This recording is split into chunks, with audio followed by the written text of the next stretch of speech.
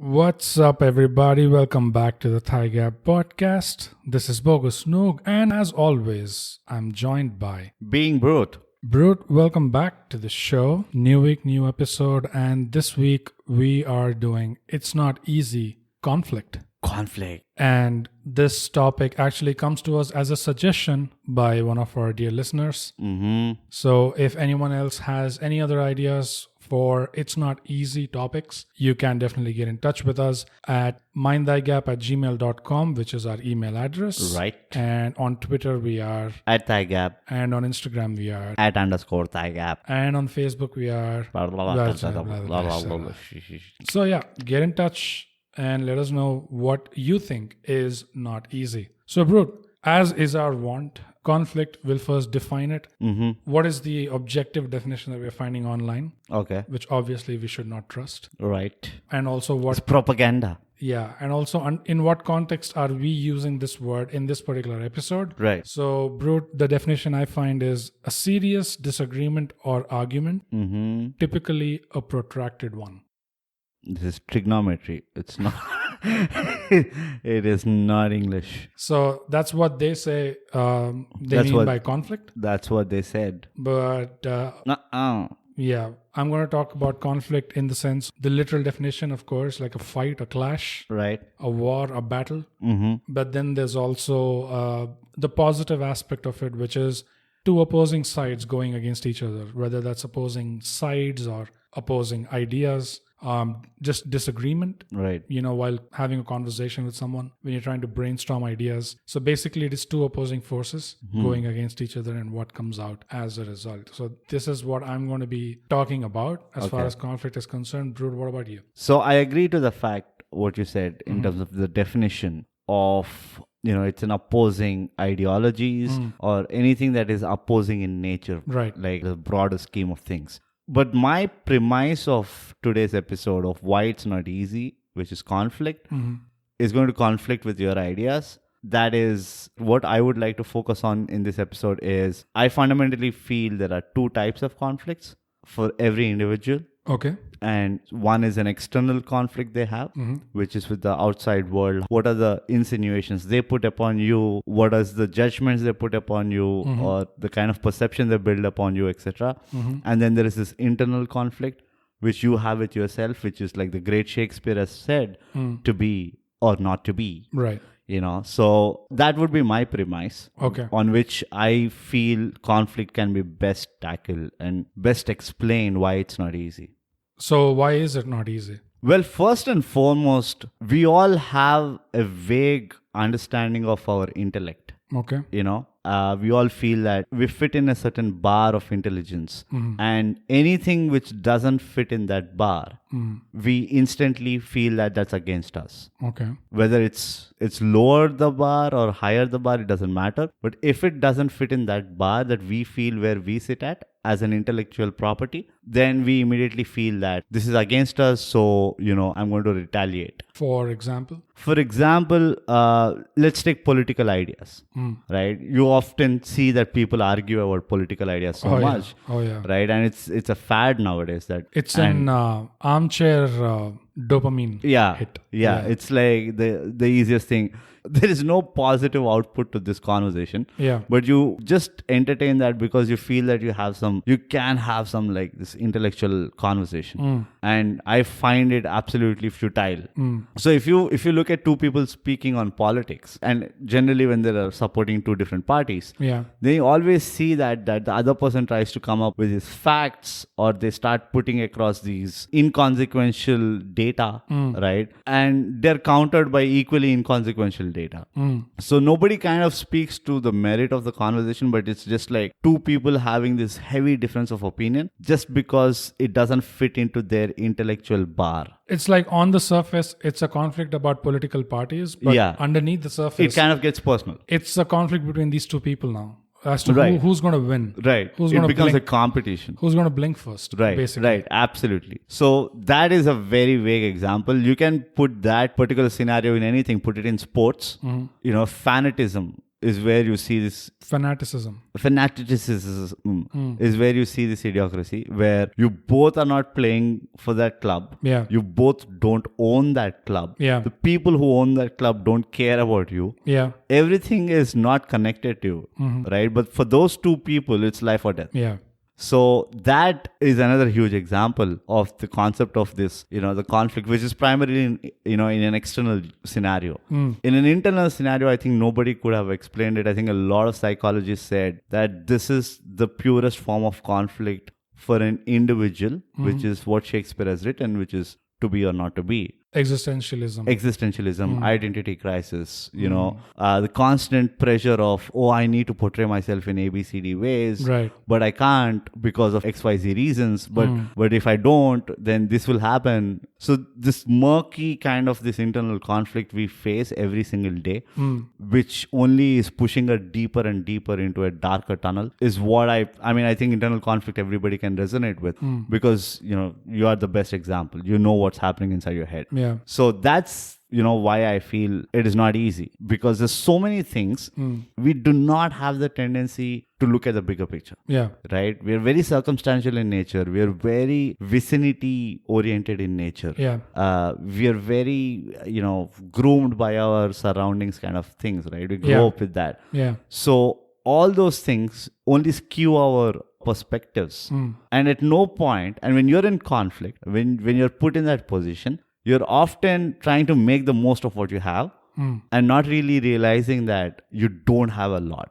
So you're just like bludgeoning through the conversation, right, without really knowing where you're going unless you really get hurt. Yeah, yeah. No, I agree with what you're saying. And primarily you're drawing this as a contrast between external conflict and internal conflict. Yeah. The way I look at it is as in terms of, why it is not easy.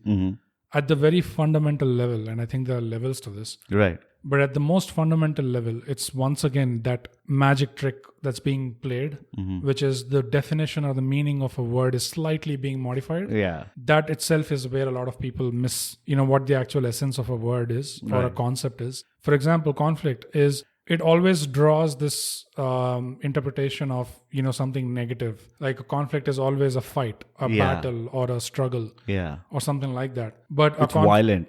Yeah, but a conflict is just opposing charges, like plus or minus, right, going up against each other. A conflict is nothing but friction. It's a necessary evil. It's not even an evil, because if without friction, there are so many things that we would not be able to do. Yeah. We would not be able to sit in one place, record our podcast like this. Right. Our mic stands would not stand in one place. Yeah. Nothing would be possible without friction. You would have died. Yeah. Right. Now, so if friction itself plays such a big part in our lives, it propels us forward, to execute our plans and all that stuff. Friction is nothing but a form of conflict. Yeah. And it's happening all the time. Two surfaces are going up against each other and you are using that right to move ahead. That's the positive aspect of conflict, that gets lost, which is, are there any benefits, first of all, to conflict? So when you talk about external and internal, right? I agree with that. I also think there is healthy and unhealthy conflict, and you can mix all of these things because they're all true, I feel. Yeah. The reason why I chose the internal and external is, one, it is much more relatable. Two, as an individual, Bogus, I don't know if you know this about me, but I don't care. Yeah, but which is why I'm asking you whether you know it or not. Never did. Once again, your intellectual bar is like supremely slim. For me, nothing is right or wrong until it has unfolded. Okay. You know what I mean? Like a conflict, when you're in the conflict, you don't know whether it's the right conflict or the wrong conflict unless you see the outcome. You don't know what you have. Aluminum. I mean, did you get what I was saying? For me, if you could somehow take out the name tags of positive and negative from everything in the dictionary, right, then you start realizing that, okay, you know what? Everything is basically extremely subjective. Yeah. Like the other word which I felt which is extremely misused or misinterpreted is ego. And we are digressing. Yeah. But just to draw a parallel to what you mentioned about conflict, ego is also like, his ego is instantly termed as such a negative trait. Yeah. But no, it's not. Yeah. We function because of an ego. Yeah. So how can something which is the root cause of our functionality be so negative? I It's know. about the application. at the end of the day. I know. I totally agree. And stay tuned for more in Ego. It's not easy. Coming soon. Premonition is not easy. Not easy. It's not easy. Not easy. You name it. It's not easy. It's going to be an episode. Yeah. But you get the point, right? Like conflict, I agree to what you said. But if you look at it in a very, very twisted perspective, then anything has like two shades of it, has two sides of the coin. Right. But let's stick to this particular topic. Like, so if it's saying that conflict is a healthy conflict and unhealthy conflict, I agree with you. Yeah, but what is not easy is the fact that it starts with this, where the meaning itself gets derailed a little bit. Right. You only think it's negative. Yeah. The next level is, of course, because you only think it's a negative thing, you want to avoid it. You know, all of us, most of us are conflict avoidant in nature. Oh, now I get the point. Yeah, I completely agree with that. Just for the fact that something has a negative connotation or has like a tone of negativity in it, we instantly feel like, oh, I'm better off when I don't have it around me. Yeah, you just know that there's going to be some unpleasantness here. There's going to be some awkwardness here. Yeah. So that's the reason why you want to avoid it, because you think it's only negative, but it's not only negative. Yeah. There is some conflict which is healthy. And that's the reason why it's important to know, because then you get into the phase of conflict management, which is nothing but you manage yourself in such a way where you're avoiding the unhealthy conflict, but you're focusing your energies on the healthy form of conflict. But that's for later. Yeah, but I have another question. So, okay, there is one thing where we feel that, okay, people avoid conflict because it's an awkward scenario, or they have a misinterpreted understanding of the concept of conflict. There's also that fear of consequence, right? There's going to be a consequence. If I walk into this conflict now, I could end up on the losing side, you know. Got it. What else do you think might make people move away from a conflict? I think insecurities. Yeah, fear of consequence. Then assuming that it's always and only negative, conflict is always and only unhealthy conflict.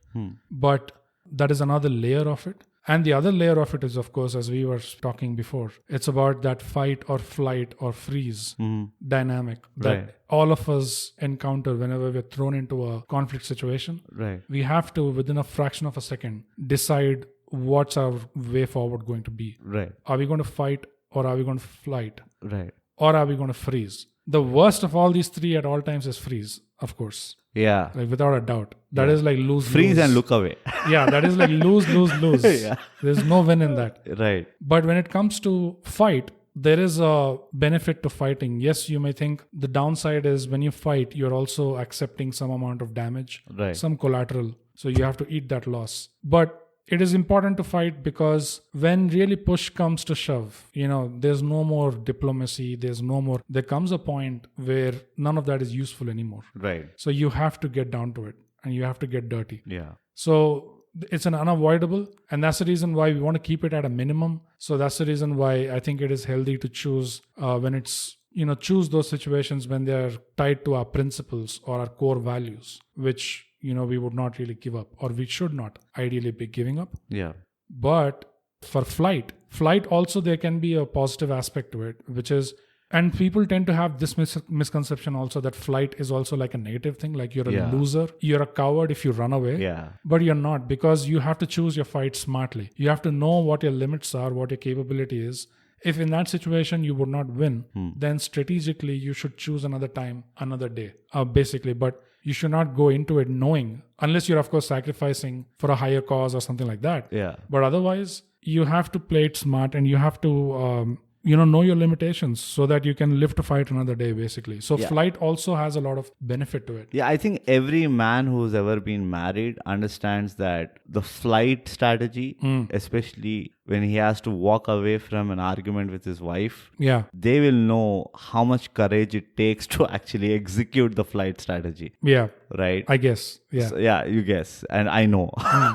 But there's another thing that I was thinking about, and I'm just putting it out on the table. The other reason why I find conflict is not easy is it easily becomes personal. Right. Yeah. Whether it might be between two groups, whether it might be between two individuals or two different colleagues or friends or whosoever it is.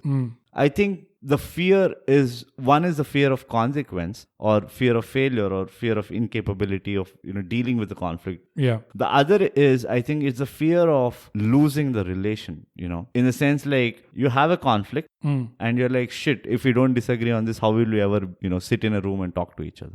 Yeah. That's another huge reason I feel why people don't get into conflict. No, I think that's true, because whether you're talking about a serious office related, conversation, professional deliberation over a problem, or you talk about two guys who are arguing cricket, right? It can go equally bad. Yeah. Because there is no separation or no detachment from the idea.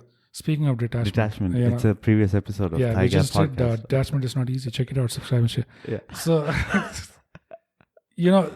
there is no separation. Like, they don't get detached. Like, I throw out an idea and you throw out an idea. And it happens all the time with us, by the way. Yeah, and we should not lose sight of the idea and start, bickering about each other. And you just spoke so negatively about me, bro. What is so negative about my idea? Making it important as to who would win or who blinks first. Yeah. Rather than that actual problem. Yeah. Or the idea that we were debating. One of the things is we are so competitive in nature, or we grow up to be so competitive in nature. Yeah. We somehow feel that if our thought doesn't succeed, we are unsuccessful. Yeah. And so, it's not easy at this level itself, because people can't detach themselves from their ideas. Right. They start arguing the person rather than arguing the idea. Yeah. The next layer why it becomes even more not easy is because even if, say, from your side, you come to an argument you approach it thinking, okay, I'm going to be a healthy conflict kind of guy. Yeah. I'm only going to argue the point.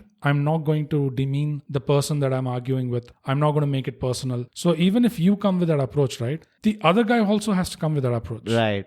It takes two hands to clap. Otherwise, it's not going to happen. Yeah. So even if you come with a sincere approach to, stay mature about it, the other person might be flinging shit at you. Yeah. So then what do you do in that situation? You can't be arguing poetry with someone who's literally flinging shit at you. Yeah. It's a different language being spoken, right?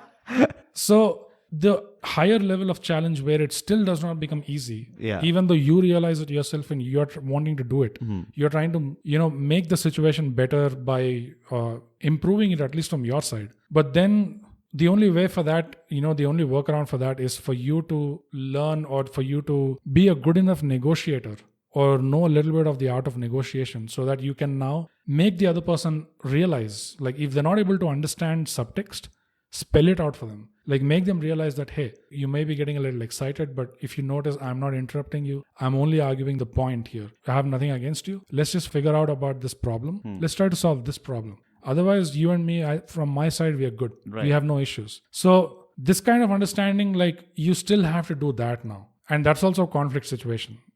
It's a conflict in conflict. It's a conflict in conflict, and that's the reason why it still does not get any easier. Yeah. Even when you want to bring that into the world, but it's not being met with the same attitude. So you have to take one step further and try to do this now. Try to make that person understand that, hey, there's a better way to go about this. I want to do it. What about you? Let's do it this way. What do you say? Even then, if he still keeps flinging shit, then you're pretty much, it's a Don Corleone moment. In The Godfather, he negotiates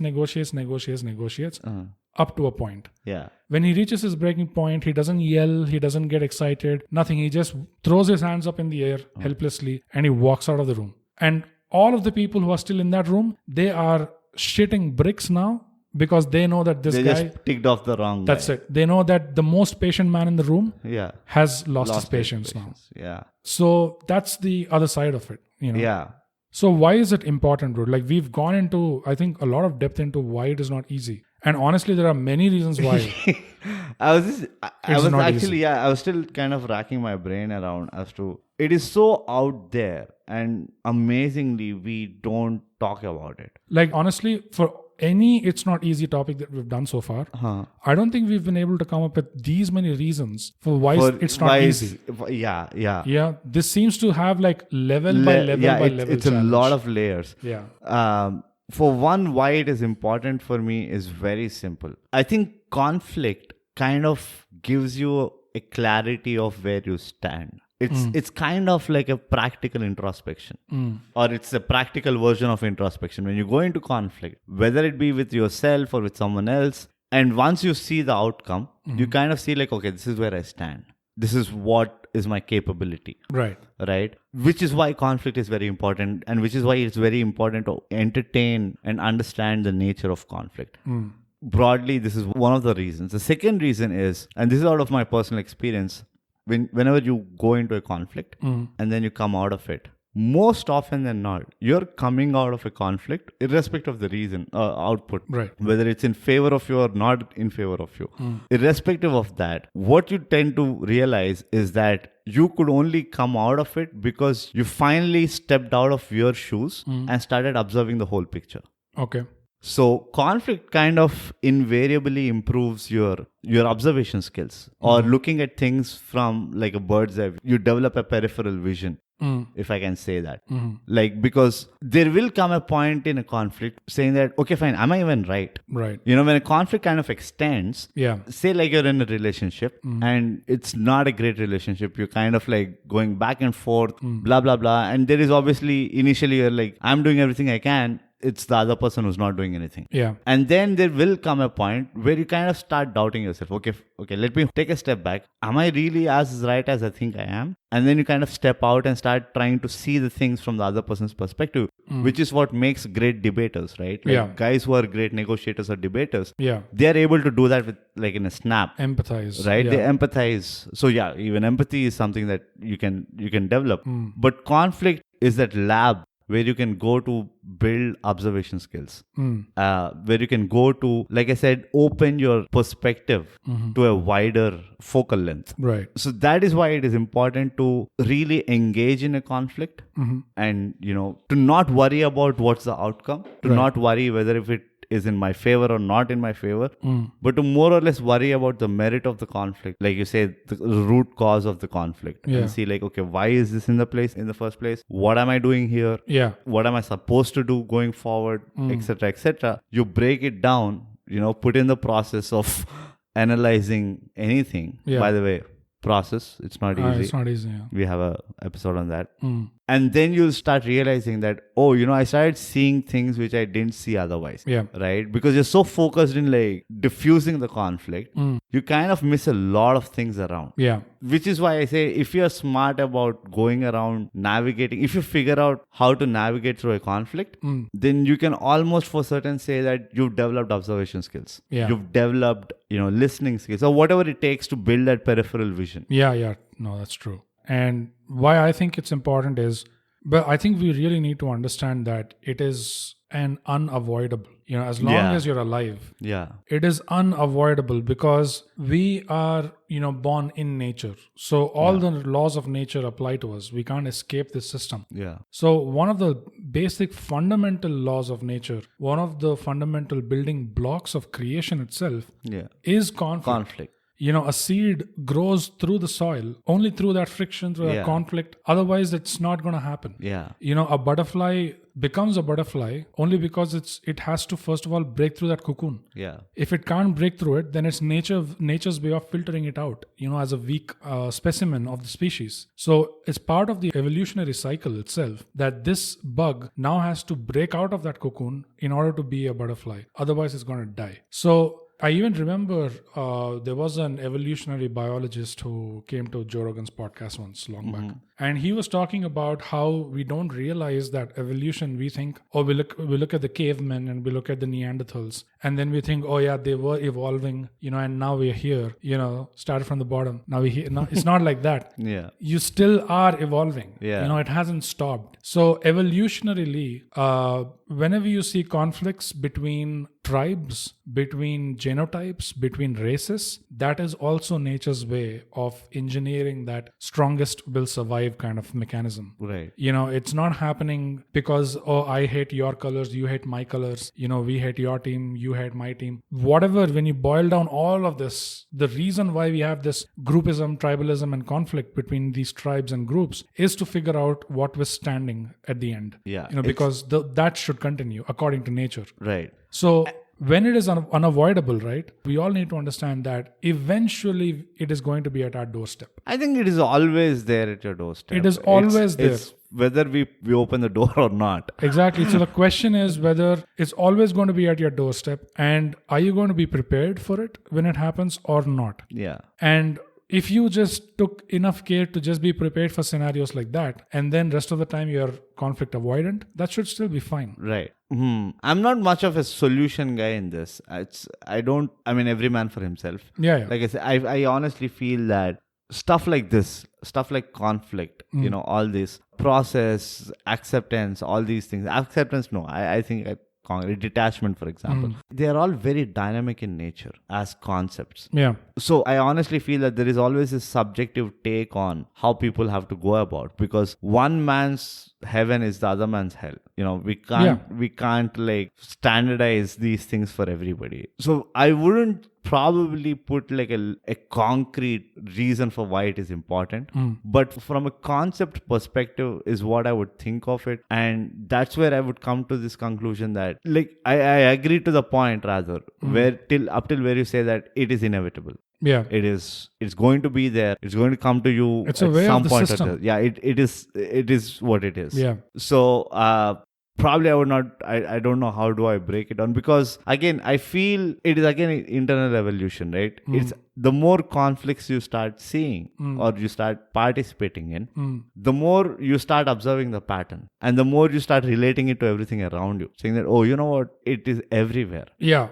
So one way to, like, just as a suggestion, like one way to break it down, could be there are types of conflicts. Yeah. But if you look at the most extreme black and white examples, one is the hardcore literal conflict, weapons, hands, the violent kinds. Yeah. And the other is the conflict that you manage in your day-to-day life while still being peaceful. Yeah. Verbal conflicts, or something with body language, or something with strategic moves, game moves. Yeah. So those are ways we thankfully have. Otherwise, if we had only one way to resolve conflicts, it's Mad Max. It's a matter of time. Yeah, so at least we have ways of dealing with conflict that are not out and out violent, but it still gives us a measure of, where we are with that other person that we combated with. The challenge there again is if you have to manage that kind of conflict effectively, verbally or non-violently, then your capacities have to be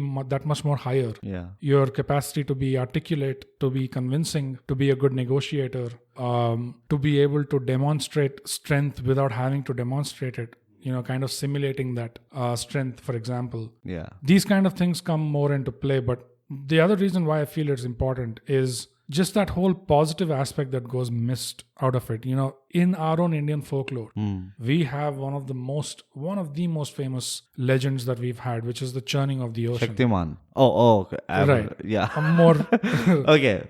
Much further ancient. Yeah, okay, got it. Either Shaktiman. The churning of the ocean, right? What happens in the churning of the ocean is nothing but conflict. It's first of all, the overall objective was to churn the ocean so you get this legendary nectar. Yeah. Nectar of the gods. You drink one drop, you're immortal. Yeah. And you have no want for life. You escape the cycle of rebirth, all that stuff. Right. So the gods and the demons get together, demigods and the demons get together to churn this out of the ocean. But the first thing that comes out is the deadliest poison ever. So many things come out of that churning, and then ultimately at the very end they get the nectar. Yeah. So whenever we go through any kind of churn, any kind of, that's nothing but a conflict. Yeah. So when we're trying to improve ourselves, when we're trying to better a situation for ourselves, when we're trying to better a life, we have to go through these churn phases. You will get hardship. And the first things to come out will be the challenges, will be the stinking toxic poison, but you still have to kind of go through that. Yeah. And the more we do it, it gives us practice with the conflict. So all we need is that practice. Right. Once we have that practice, then we are not so shy anymore about, oh, I want to avoid this because, I don't like conflict situations. The other thing is, like, you'll see its true nature that it's not that dangerous. Yeah.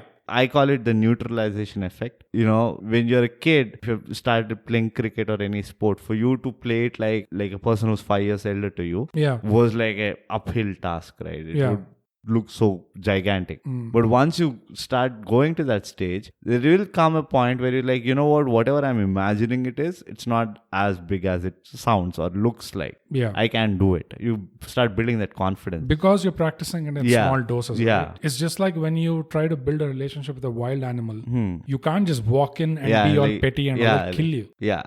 You need to, get closer. And I think that is what is happening. And build, people are avoiding conflict to such an extent that the one situation where they are having to get into a conflict mode is where They're absolutely clueless. The stakes are way too high. Yeah. They are way too clueless. Right. They are very new to this. Yeah. And so it is disastrous, because of the lack of practice. And then they start labeling that conflicts are not good. Yeah. And that's why everyone needs participation prizes and everyone consolation prizes needs a safe space, all that stuff. Yeah. So basically that's why it's important. It is important because when it matters the most, you're well prepared. So that, I think, bogus, we've covered all stones. Oh yeah, I mean a lot more than we planned. More than we actually. Which is all your mistake, by the way. So guys, that is why conflict is not easy. It is not easy.